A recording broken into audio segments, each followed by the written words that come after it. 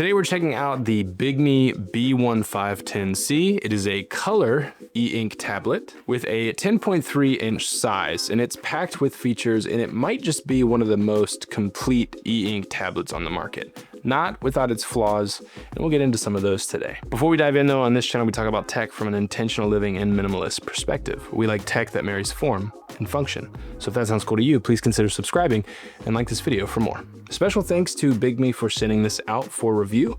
If at any time during this video you'd like to pick one up for yourself, there will be a link in the description, and we will try to get you all a discount code down there as well. Right, so first let's talk about design. Plastic on the back, aluminum sides and edges. You've got an interesting looking bezel situation here, which is supposed to be easy to be able to hold it this way or this way. So you have a place to hold it with your hand.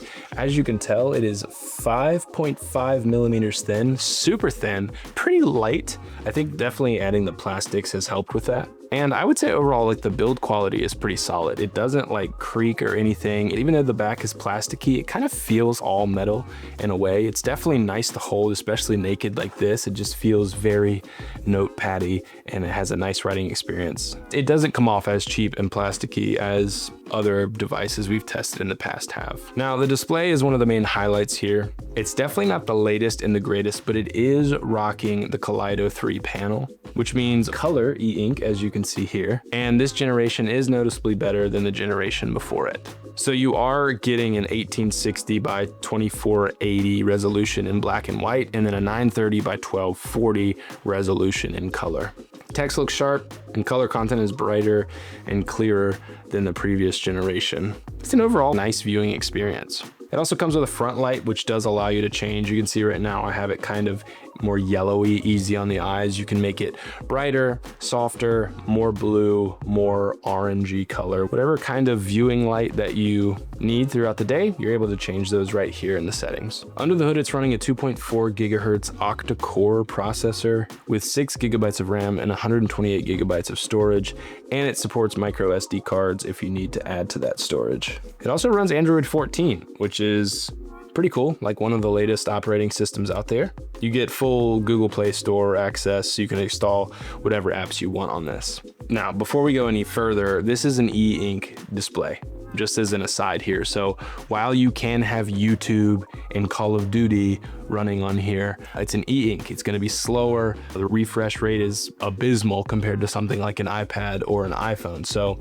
you have to sort of be in the headspace to use a tablet like this in a slow, sort of intentional and thoughtful approach when taking notes. You have to be thoughtful about what apps are even going to work on this, like functionally for you. So though you do have all of this access, I have found it's best to keep it simple with devices like this. Do note taking, maybe do email would be like the extent of like kind of social media and that kind of thing on here. And that's more so just sending off notes or PDFs and things like that, and not so much like writing like crazy. However, I need to mention this. It does come with an optional keyboard with it has like a mouse pad on here that actually works, and it connects via these pins down here to the back of the device. And if you did want to knock out some emails or something while using this, you totally can. It's definitely a look. It doesn't quite match up, so like, I think overall, as another aside, visually this isn't the most appealing device that I've ever laid eyes on,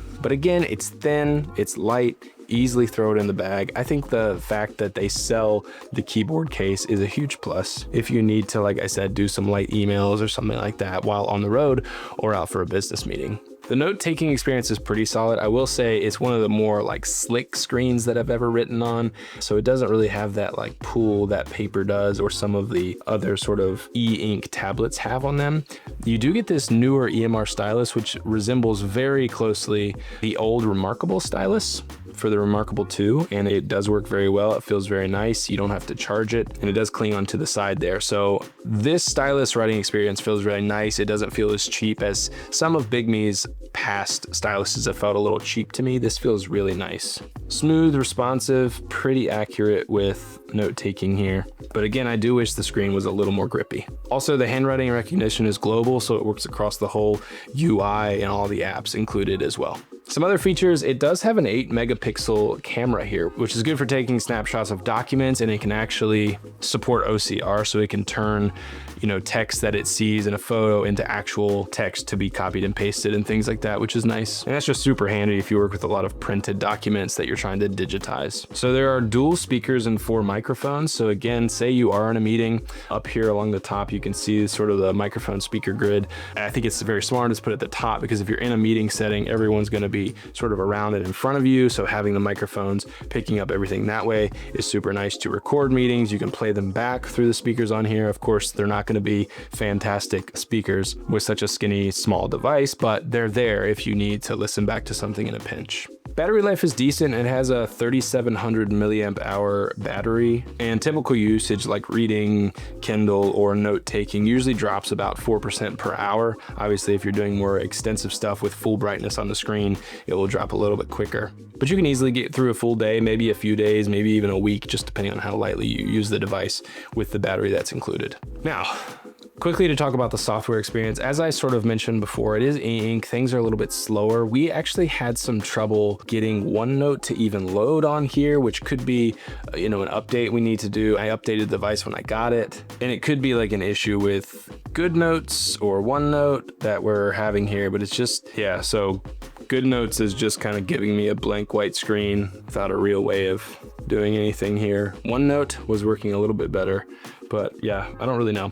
We've had some hiccups here and there, and I know software is something they can continue to improve on, and the fact that it's running Android 14 with a decent processor inside just helps with the comfort of knowing like updates can continue to roll out for this device. But yeah, the software hasn't been the best on this, and I have found that to be the same on the B1051C, I think was the smaller sort of handheld, more reader device from Bigme. Yeah, but it feels a little clunky, even in the territory that we're in, a little more clunky than others. So bottom line, the Bigme B1051C, I think it's a very capable machine. Again, it's light, thin, fun to use. I wish the screen was a little more grippy like real paper, but because it has Android 14 and full Google Play Store access, you might be doing a little bit more on here than just writing and taking notes. So there's definitely a lot going for this.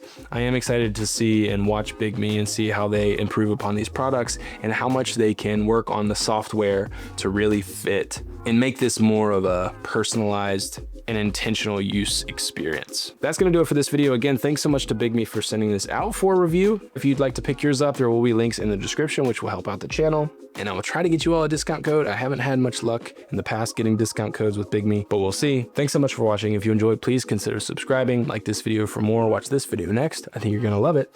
And I'll see you all in the next one.